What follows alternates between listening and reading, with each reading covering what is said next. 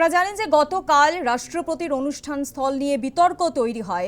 তারপরেই রাষ্ট্রপতি রিপোর্ট তলব করেছেন কেন্দ্রীয় স্বরাষ্ট্রমন্ত্রীকে। এই বিষয় নিয়েই কিন্তু রিপোর্ট তলব করেছে কেন্দ্রীয় স্বরাষ্ট্র মন্ত্রক। মুখ্যমন্ত্রীর বক্তব্যের পরেও রাষ্ট্রপতি বিতর্কে কড়া মনোভাব স্বরাষ্ট্র মন্ত্রকের। মুখ্য সচিবের কাছে রিপোর্ট চায় কেন্দ্র। আজ বিকেল ৫টার মধ্যেই রাষ্ট্রপতির অনুষ্ঠান বিস্তারিত রিপোর্ট চায় কেন্দ্রীয় স্বরাষ্ট্র সচিব। যদিও মুখ্যমন্ত্রী তিনি এক্সপোজ করেছেন যে প্রোটোকল কোনো রকম ভাঙা হয়নি, তবে স্বরাষ্ট্র মন্ত্রকের তরফ থেকে কিন্তু রিপোর্ট চাওয়া হয়েছে। কেন্দ্রীয় স্বরাষ্ট্র সচিবের তরফ থেকে রিপোর্ট চাওয়া হয়েছে। মুখ্যমন্ত্রীর বক্তব্যের পরেও রাষ্ট্রপতি বিতর্কে কড়া মনোভাব স্বরাষ্ট্র মন্ত্রকের।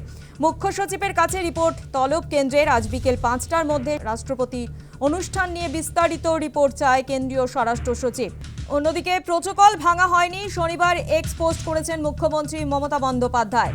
মুখ্যমন্ত্রী মমতা বন্দ্যোপাধ্যায় তিনি সোশ্যাল মিডিয়ায় পোস্ট করেছেন যে আন্তর্জাতিক সাঁওতাল কাউন্সিল একটি বেসরকারি সংস্থা রাষ্ট্রপতির সচিবালয়ের সঙ্গে জেলা প্রশাসনের সমন্বয় রেখেছিল।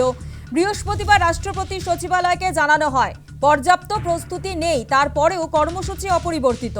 মেয়র জেলাশাসক সকলেই অভ্যর্থনা জানান রাষ্ট্রপতিকে। সেখানে কোনো প্রোটোকল বিঘ্নিত হয়নি। সবচেয়ে দুর্ভাগ্যজনক, দলীয় উদ্দেশ্য সাধনে দেশের সর্বোচ্চ পদকেও ব্যবহার করছে বিজেপি, এমনটাই সোশ্যাল মিডিয়ায় পোস্ট করেছেন মুখ্যমন্ত্রী মমতা বন্দ্যোপাধ্যায়। আর এই বিষয় নিয়েই বিজেপি সাংসদ খগেন মুর্মু তিনি কি বলেছেন একবার শোনাবো আপনাদের। একজন রাষ্ট্রপতি আসছেন, মুখ্যমন্ত্রী নেই, কোনো মন্ত্রী নেই, তাকে বিভিন্ন জায়গাতে ঘুরে বেড়াতে হয়েছে।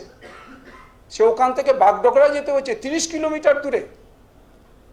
এটা কখনো আমরা কি পশ্চিমবাংলার মানুষ এটাকে আমরা কেউ আশা করতে পারি? পশ্চিমবাংলার মানুষের কাছে কি এটা এই ঘটনা এটাকে কেউ প্রত্যাশা করেন?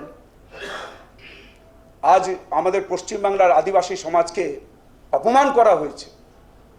শুধু পশ্চিমবাংলার না, দেশের সমস্ত আদিবাসী সমাজকে অপমান করা